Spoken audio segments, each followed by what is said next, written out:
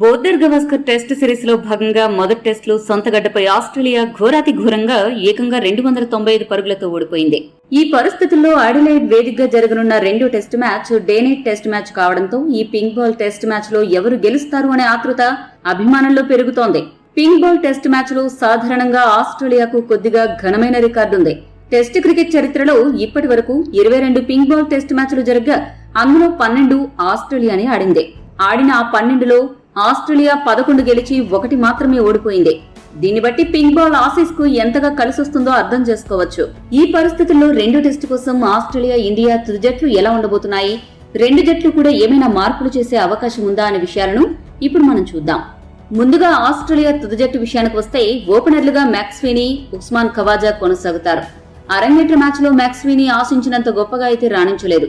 అయినప్పటికీ అతడికి అవకాశం దక్కనుంది.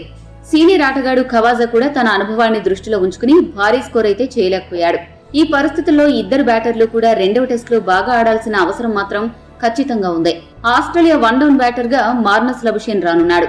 మిడిల్ ఆర్డర్ బ్యాటర్లుగా Steve Smith, Travis Head, Alex Carey బాధ్యత తీసుకోనున్నారు. ఇక్కడ ఆస్ట్రేలియాలోనూ ఆందోళన కలిగిస్తున్న అంశం ఏంటంటే ఈ నలుగురు బ్యాట్స్మెన్లలో ట్రావిస్ హెడ్ మినహా మిగతా ముగ్గురు బ్యాటర్లు కూడా మొదటి టెస్ట్ లో అట్టర్ ఫ్లాప్ అయ్యారు. ముఖ్యంగా ఘనమైన బ్యాటర్లుగా పేరు సంపాదించిన లబుషేన్, స్మిత్ మరోసారి పూర్వ వైభవాన్ని ప్రదర్శిస్తారేమో చూడాలి. ఫాస్ట్ బౌలింగ్ ఆల్రౌండర్ గా మిచెల్ మార్ష్ వ్యవహరించనున్నాడు.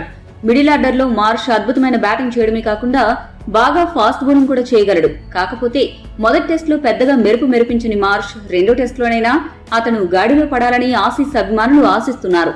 ఇక రెండవ టెస్ట్ కు ముందు ఆస్ట్రేలియాకు ఒక ఎదురు దెబ్బ తగిలింది. ఆ జట్టు సీనియర్ బౌలర్ జోష్ హజల్వుడ్ గాయపడ్డాడు. దీంతో అతని స్థానంలో స్కాట్ బోలాండ్ తుది జట్టులోకి రానున్నాడు. మిగిలిన ఇద్దరు ఫాస్ట్ బౌలర్లుగా ఆసీస్ సీనియర్ బౌలర్లు కమ్మిన్స్, మిచెల్ స్టార్క్ వ్యవహరించనున్నారు. ఈ ముగ్గురు ఫాస్ట్ బౌలర్లు ఏ మేరకు టీమిండియాను కట్టడి చేస్తారు అనే దానిపైన ఆస్ట్రేలియా విజయావకాశాలు ఆధారపడి ఉన్నాయి. ఆస్ట్రేలియా స్పెషలిస్ట్ స్పిన్ బౌలర్ గా నాథన్ లయన్ తుది జట్టులో ఉంటాడు. ఆస్ట్రేలియా జట్టును గమనిస్తే ఆ జట్టు పేపర్ పై చాలా బలంగా కనిపిస్తోంది, కానీ మైదానంలో ఈ మధ్యకాలంలో కొద్దిగా తడబడుతోంది. మరి ఈ సీనియర్ ఆసీస్ టీం ఇండియా విసిరబోయే సవాల్కు ఎలా బదులిస్తుందో వేచి చూడాలి.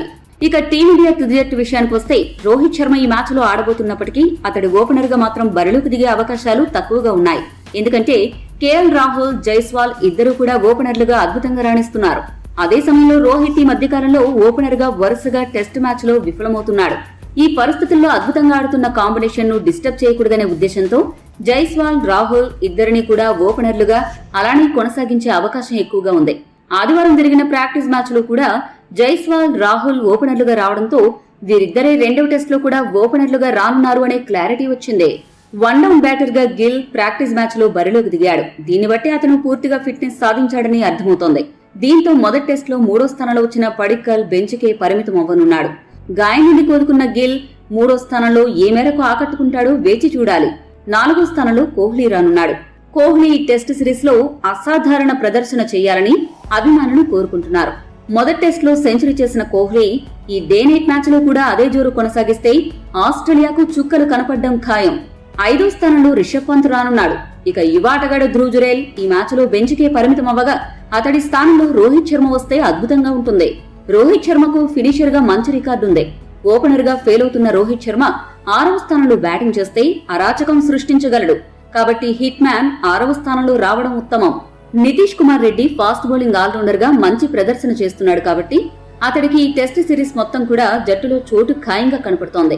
7వ స్థానంలో నితీష్ బ్యాటింగ్ వస్తాడు. ఫాస్ట్ బౌలర్ల విషయానికొస్తే బుమ్రా, సిరాజ్, హర్షిత్ రాణా ముగ్గురు కూడా ఫాస్ట్ బౌలర్లుగా యథావిధిగా కొనసాగుతారు. హర్షిత్ రాణా ప్రాక్టీస్ మ్యాచ్ లో ఎక్కువగా పరుగులు ఇచ్చినప్పటికీ ఏకంగా 4 వికెట్లు తీసుకున్నాడు కాబట్టి ఆకాష్ దీప్, ప్రసిద్ధ కృష్ణల కంటే హర్షిత్ రాణా వైపే యాజమాన్యం మొగ్గు చూపుతుంది.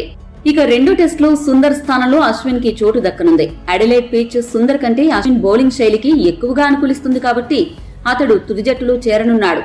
సుందర్, జడేజా బెంచ్కే పరిమితం అవ్వనున్నారు. ఈ మార్పులు మినహా మిగతా జట్టంతా కూడా యథావిధిగా సాగుతుంది. పింక్ బాల్ టెస్ట్ మ్యాచ్ లో ఏ జట్టు గెలిచే అవకాశం ఎక్కువగా ఉందో మీ అభిప్రాయాన్ని కామెంట్ చేయండి. మరిన్ని స్పోర్ట్స్ అప్డేట్స్ కోసం మా ఛానల్ ని సబ్స్క్రైబ్ చేసుకోండి.